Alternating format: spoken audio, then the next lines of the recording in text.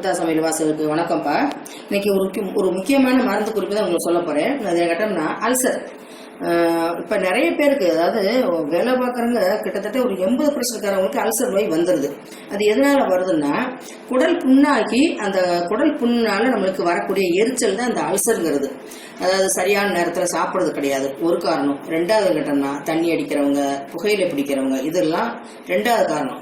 மூணாவது கேட்டோம்னா night shift கண் விழித்து பார்க்குறவங்க லேட் நைட்டில் வந்து தூங்குறது, ரெஸ்ட்லெஸ்ஸாக இருக்கிறது, இதெல்லாம் ரொம்ப காரணமாக எடுத்து தான் இந்த அல்சர் வருதுன்னு எல்லாருமே நிரூபணம் பண்ணியிருக்காங்க. அப்படிங்கும்போது இந்த அல்சர் நோயிலிருந்து நம்ம எப்படி தப்பிக்கணும், கை மருந்தா என்ன சாப்பிட்டா நம்மளுக்கு சரியாகும், அப்படித்தான் நான் நீங்கள் உங்களுக்கு சொல்ல போகிறேன்.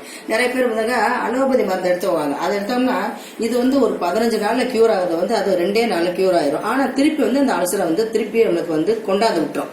அப்ப திருப்பி நம்ம மாத்திரை சாப்பிட்ற மாதிரி வரும். அந்த மாதிரி மாத்திரை சாப்பிடாம கை மருந்தா சாப்பிட்டு அல்சரே கட்டாயம் இல்லாம போயிடும் அப்படிங்கிற மாதிரி ஒரு மருந்து சாப்பிடணும்னா அது நம்ம இயற்கை மருந்து நம்ம சாப்பிட்டாகும். அது என்னன்னு கேட்டோம்னா பாருங்க, ஆலம் விழுது எடுத்து வச்சிருக்கேன். அதாவது கோயில்கள்ல இந்த மாதிரி வெளியே, அதாவது முக்கியமான இடங்கள்ல ஆலமரம் கட்டாயம், கோயில்கள்ல கட்டாயம் இருக்கும்.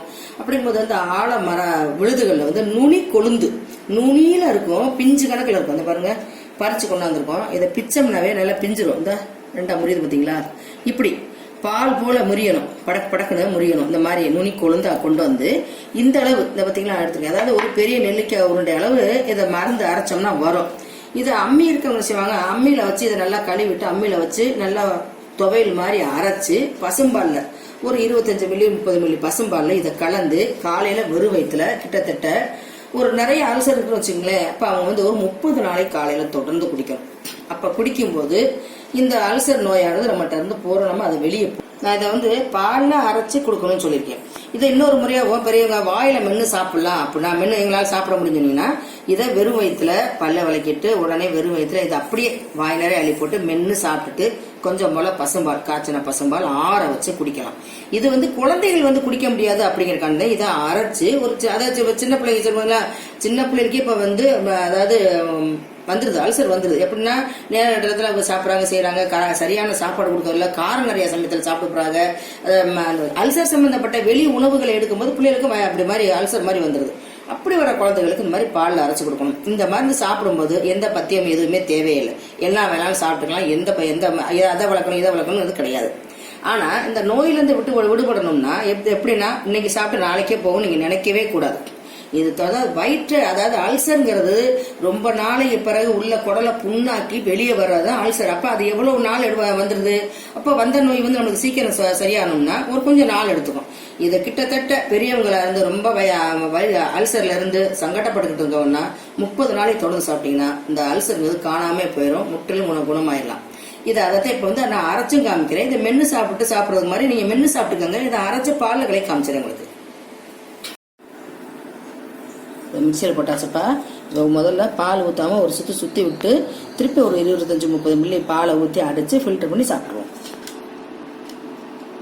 இதை பாருங்க, நல்லா ஓடிடுச்சு. இந்த மாதிரி வேறு இருக்கும். இப்படி ஓடணும்னு வர்றது கொஞ்சம் பாலை ஊற்றி அரைச்சோம்னா நம்மளுக்கு அந்த இது கிடைச்சிடும். இப்போ இதில் கொஞ்சம் போல் பால் சேர்த்துக்கணும், போதும். பாருங்கப்பா, நல்லா அரைப்பட்டுருச்சு. இது கூட இனி ஒரு 25 மில்லி பாலை ஊற்றி அதை அப்படியே ஃபில்டர் பண்ணி வெறும் வயிற்றுல சாப்பிட வேண்டியதுதான்.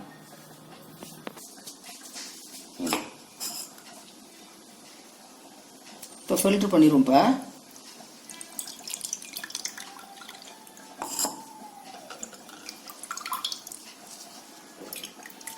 இப்போ ஃபில்டர் பண்ணியாச்சு. நல்லா கொலன்னு இருக்கும். அது கொஞ்சம் துவப்பா இருக்கும், லைட்டாக துவப்பா இருக்கும்.